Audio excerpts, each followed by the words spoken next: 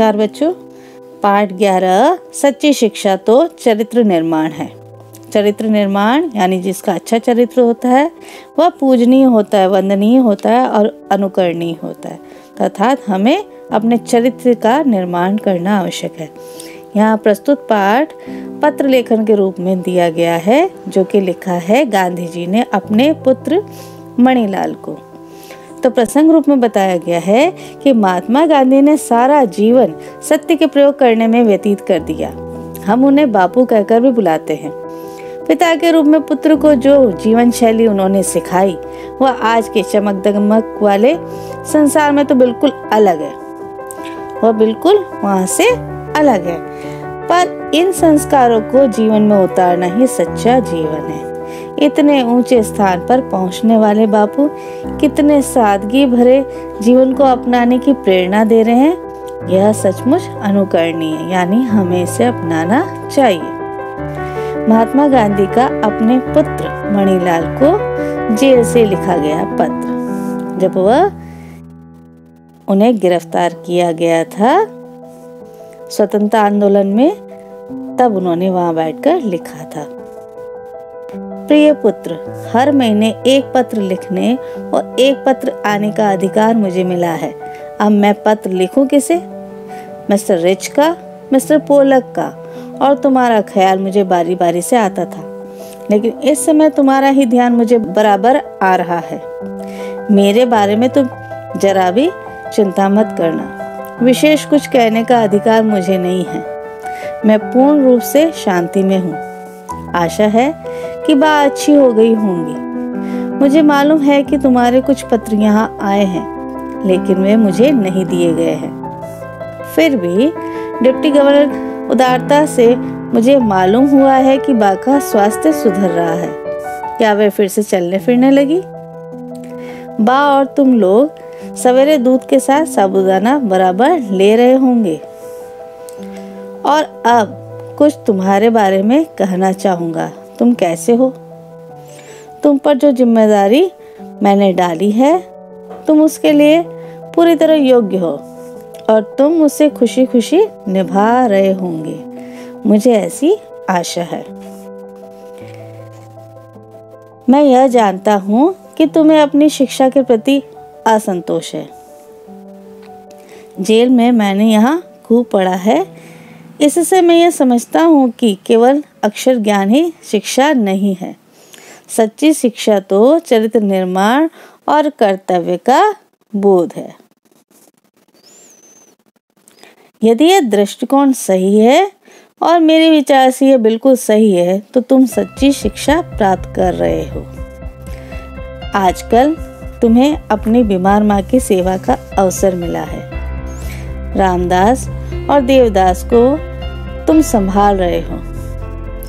यदि यह काम तुम अच्छी तरह से खुशी खुशी कर रहे हो, तो तुम्हारी आधी शिक्षा इसी द्वारा ही पूरी हो जाती है।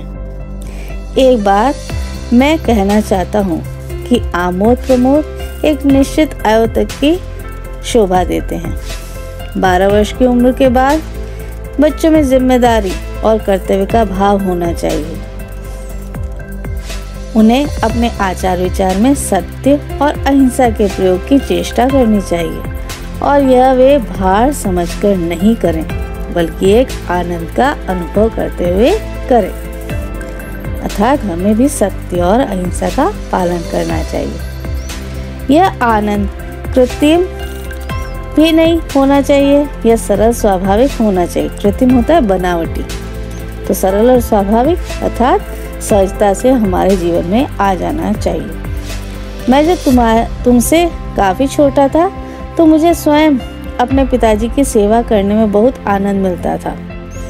12 वर्ष की आयु के बाद आमोद प्रमोद का बहुत ही कम, बल्कि नहीं के समान ही अवसर मुझे मिला है।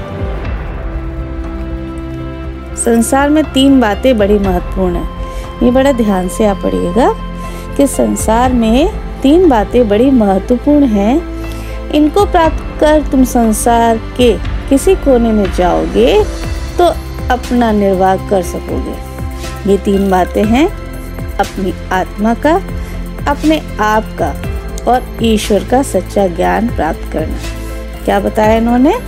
अपनी आत्मा का, अपने आप का और ईश्वर का सच्चा ज्ञान प्राप्त करना।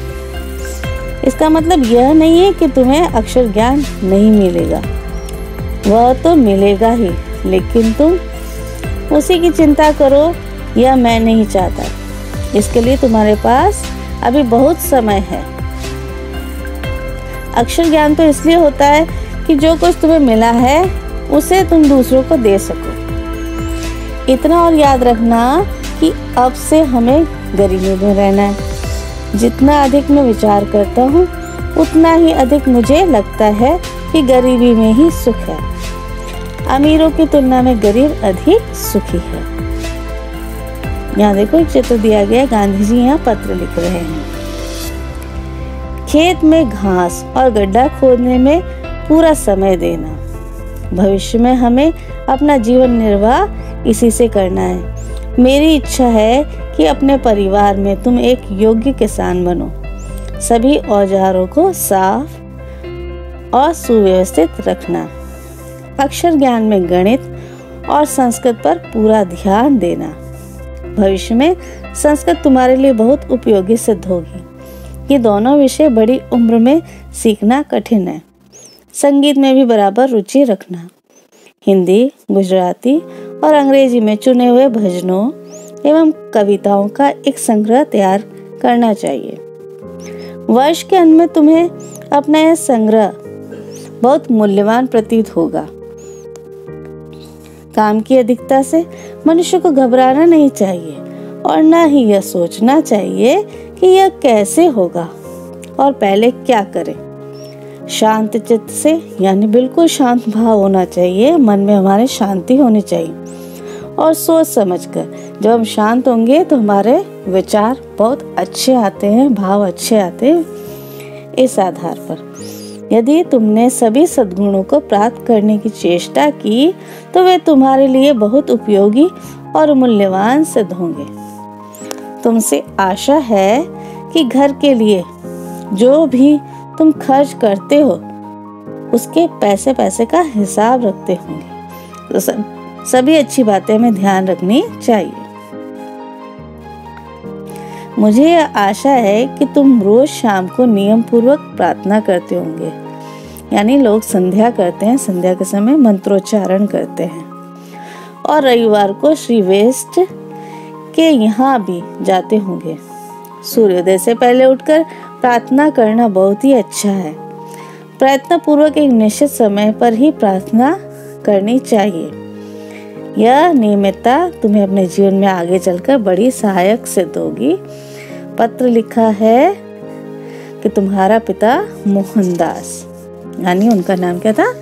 मोहनदास करमचंद गांधी। मूल्य दिया गया है श्रम, चरित्र निर्माण, सेवा और सादगी। यानी जो श्रम करता है, जो अपने चरित्र का निर्माण करता है, दूसरों की सेवा करता है और अपना जीवन सादगी से बिताता है, उनका जीवन सदा सफल रहता है।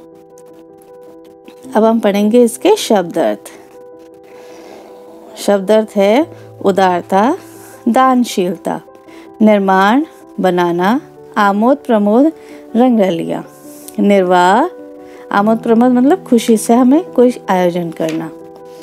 गुजारा करना, निर्वाह करना, गुजारा करना। भविष्य, आने वाला समय। जिम्मेदारी, उत्तरदायित्व।